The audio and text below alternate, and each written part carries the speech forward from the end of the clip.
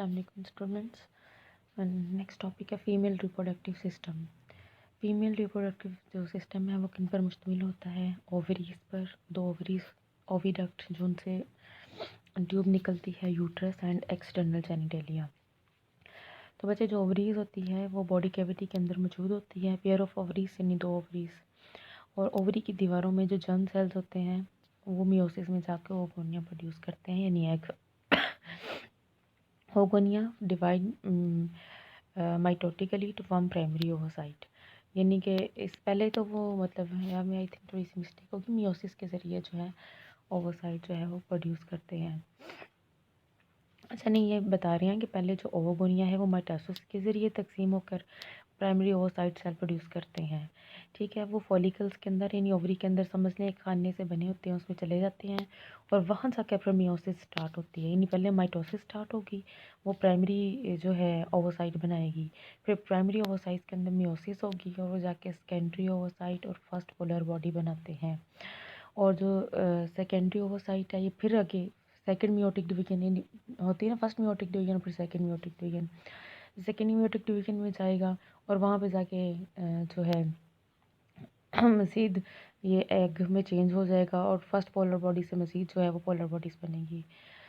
अच्छा, जो secondary meiotic division है वो मेटाफेज तक ही हुई होती है जब अवम की फर्टिलाइजेशन हो जाती है, यानी कंप्लीट जो है इसकी तकसीम वो फर्टिलाइजेशन के बाद होती है। इन केस अगर फर्टिलाइजेशन हो जाती है तो यानी ये है सेल ओवोगोनिया जो माइटोसिस में जाके प्राइमरी ओवोसाइट में चेंज होते हैं, फिर इनसे बनता है ये प्राइमरी ओवोसाइट और ये पोलर बॉडी। छोटा होता है इसलिए इसको पोलर बॉडी कहते हैं। तो ये सेकेंड मियोसिस स्टार्ट होती है, मियोटिक फेज। इसमें अभी सेकेंडरी ओवोसाइट मेटाफेज पे ही होता है कि उसकी फर्टिलाइजेशन होती है। कंप्लीट एग बाद में मतलब अभी होता है नहीं ये वाली फेज़ कि अभी क्रोमोसोम अलग अलग होने होते हैं, उसी स्टेज पर होता है। दूसरा इसमें से फिर एक सेकंड पोलर बॉडी बनेगी और ये polar body second meiotic division में जाके दो पोलर बॉडीज ही बना देंगे। ठीक है बच्चे, जो ये तीनों ख़त्म हो जाते हैं बाकी इसी ने मतलब कायम रहना होता है। और ये आपके सामने दिखाए दो ओवरीज हैं, ये ओविडक्ट हैं और ये ओविडक्ट ये ओवरीज में जिसमें फॉलिकल्स वगैरह बनते हैं, ये जो हिस्सा है ये यूट्रस का है, ये सर्विक्स है और ये वजाइना है। और जहाँ से स्पर्म जो कैरी होके आगे की जानब जाते हैं। और जो फर्टिलाइजेशन है बच्चे वो प्रॉक्सिमल पार्ट यानी ये जो ओविडक्ट का ये वाला हिस्सा होता है यहाँ पर जाके फर्टिलाइजेशन होती है और एग फर्टिलाइज करने के बाद नीचे की जानिब जो है मूव करता है। जी बच्चे, ह्यूमंस के अंदर ओनली वन एवम is discharge from the ovary, यानी एक ही ओवम डिस्चार्ज होता है। इस अमल को ओव्यूलेशन कहते हैं। ये भी शॉर्ट क्वेश्चन आता है। बाकी जो है यानी इनफैक्ट सेकेंडरी ओवोसाइट जो डिस्चार्ज होता है, क्योंकि अभी वो सेकेंडरी ओवोसाइट जो है मेटाफेज स्टेज पर होता है, तो बाकी सब ख़त्म हो जाते हैं। तो ओविडक्ट में ये मैंने आपको सारा ये वही स्ट्रक्चर बताया गया जो आपको अभी बताया है। और जो एक्सटर्नल जेनिटेरिया है वो प्रोटेक्शन के लिए होते हैं, जिसमें लेविया मेजोरा, लाइविया मिनोरा वगैरह मौजूद होते हैं। तो ह्यूमन जो साइकिल है वो एक साइक्लिक एक्टिविटी है, जो कि एक तो यूट्रस साइकिल चल रहा होता है और दूसरा ओवरी का साइकिल चल रहा होता है। ये जो डायग्राम है ये यूट्रस साइकिल की है और ये है ओवरियन साइकिल की है।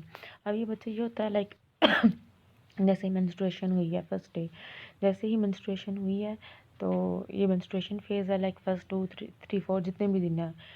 उसके बाद क्या बच्चे हैं कि ये यूट्रस की जो दीवार है ये कंप्लीट हो रही है, यानी इसमें जो उसकी सप्लाई है क्या यानी एंडोमेट्रियम जो है वो तैयार हो रही है, यानी यूट्रस की दीवार मोटी हो रही है प्लेसेंटा के लिए या फिर जो जाइगोट है इसको अपने साथ अटैच होने के लिए। और ये साथ साथ इसके जो साइकिल है वो चल रहा होता है। लाइक अभी ये फॉलिकल्स हैं, इसको आपको ना बाद में समझ में आएगा, पहले आप ये टॉपिक मतलब समझ लें, फिर मैं आपको इस डायग्राम की वजाहत करती हूँ। अब बच्चे क्या होता है कि साइक्लिक एक्टिविटी है, गैमेट की प्रोडक्शन और रिलीज़ होना एक साइक्लिक एक्टिविटी है जो कि 8 डेज़ बाद कंप्लीट होता है। साइकिल वेरी करता है फीमेल में और इसमें जो है वो स्ट्रक्चर भी चेंज होते रहते हैं। तो ये सारी स्ट्रक्चर जो कि मतलब यूस्ट्रस को तरतीब देता है और जो चेंजिंग आती है इसको मेंस्ट्रुअल साइकिल कहते हैं। तो इसको हम 4 फेजेस में तकसीम करते हैं और इसमें ओवरियन साइकिल भी होता है, यूट्रस साइकिल। मैंने आपको पहले बता दिया 2 साइकिल इन्वॉल्व होते हैं और इनको मुख्तलिफ़ किस्म के पिट्यूटरी ग्लैंड कंट्रोल करते हैं जिसको गोनाडोट्रोफिन हार्मोन कहते हैं।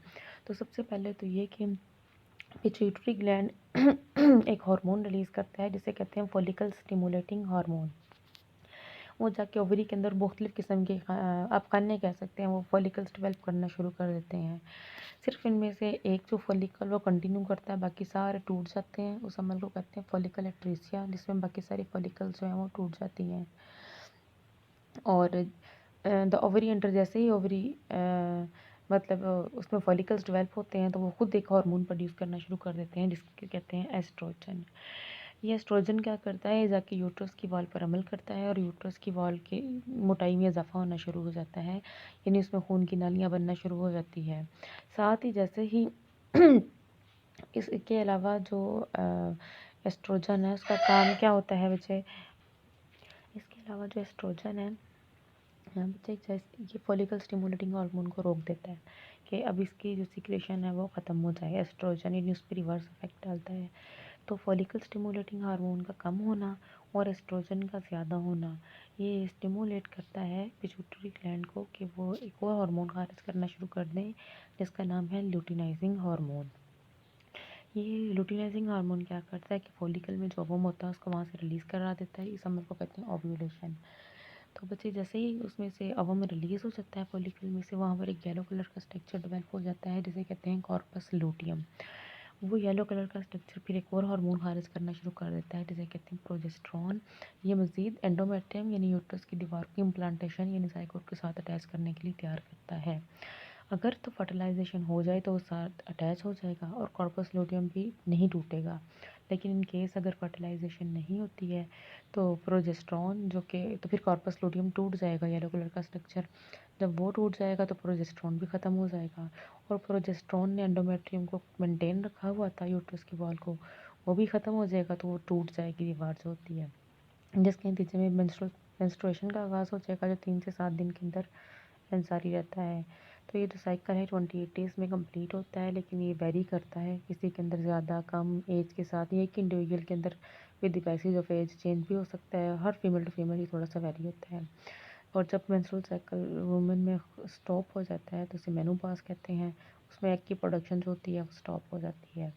और इसके अलावा इमोशनल स्ट्रेस या माल न्यूट्रिशन भी फीमेल रिप्रोडक्टिव साइकिल को हार्मोन की कमी को डिस्टर्ब कहते हैं। और समटाइम ये 280 डेज़ में कंप्लीट नहीं होता तो इससे ज़्यादा दिन भी ले लेता है। अब हम उसकी तरफ आए, ये देखें, ये है एक ओवरी। तो जब फॉलिकल स्टिमुलेटिंग हार्मोन रिलीज़ हुआ तो इसमें ये प्राइमरी फॉलिकल्स बनना शुरू हो गए हैं, जिनमें से एक फॉलिकल सर्वाइव किया, बाकी सारे टूट जाएंगे। ठीक है, तो ये फॉलिकुलर फ्लूइड बना है और इसके अंदर ये ओवम बनना शुरू हो गया है। तो जिस वक्त फॉलिकल स्टिमुलेटिंग हार्मोन कम हुआ था तो लुटिनाइजिंग हार्मोन प्रोड्यूस करना हो गया था शुरू एस्ट्रोजन की ज़्यादा होने की वजह से। तो लुटिनाइजिंग हार्मोन ने यहाँ से ओवम रिलीज़ करा दिया था ओविडक्ट के अंदर, इसको कहते हैं ओव्यूलेशन। ये ओवम रिलीज़ होके चला गया था ओविडक्ट के अंदर और पीछे बच जाने वाला ये जो स्ट्रक्चर था फॉलिकल, इसके अंदर ये एक येलो कलर का स्ट्रक्चर डेवलप हो गया है जिसे बोलते हैं कॉर्पस लुटियम। और कॉर्पस लुटियम प्रोजेस्टेरॉन मतलब प्रोड्यूस करना शुरू कर देता है। तो अगर तो प्रेगनेंसी हो जाती है तो ये रहता है, अगर नहीं होती तो ये भी टूट जाता है जिसकी वजह से प्रोजेस्टेरॉन भी कम हो जाता है। अभी देखिए, ये फर्स्ट है बिल्कुल, ये जो एंडोमेट्रियम है यूट्रस के वाले कम है, ये फॉलिकल डेवलप हो रहे हैं ओवरी के अंदर। साथ ही जो फॉलिकल स्टिमुलेटिंग हार्मोन है यूट्रस की वॉल को प्रिपेयर कर रहा है, यानी इसमें कैपिलरीज वगैरह तकसीम हो रही है।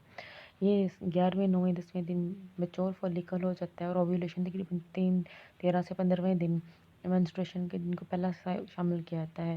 ये रिलीज़ होती है तब तक ये एंडोमेट्रियम इतनी कंप्लीट हो चुकी होती है। साथ ही इसमें लुटिनाइजिंग हार्मोन वगैरह इसको मेंटेन करते हैं। और ये रिलीज़ होने के बाद इसमें कॉर्पस लुटियम डेवलप होता है 17 से 19 दिन के दरमियान। साथ ही मज़ीद इसमें जो कॉर्पस लुटियम ने प्रोजेस्टेरॉन प्रोड्यूस करना शुरू किया, उसने इसको मज़ीद एंडोमेट्रियम को डेवलप करना शुरू कर दिया है। ठीक है, तो ये अगर तो ये प्रेगनेंसी हो जाती है, लाइक इसकी वॉल के साथ इम्प्लांटेशन हो जाती है तो ये मेंटेन रहेगी। अगर ये डीजनरेट हो गया, यानी अगर फर्टिलाइजेशन नहीं हुई तो ये डीजनरेट हो जाएगा। ये देखिए कॉर्पस लुटियम इस हार्मोन पर जो प्रोजेस्टेरॉन प्रोड्यूस कर रहा था उसका इफेक्ट इस पर ख़त्म हो जाएगा, ये टूटना शुरू हो जाएंगे और मेंस्ट्रुएशन का आगाज़ हो जाएगा। ये दोनों साइकिल डायग्राम आपने बहुत अच्छी तरह से इसकी प्रैक्टिस करनी है।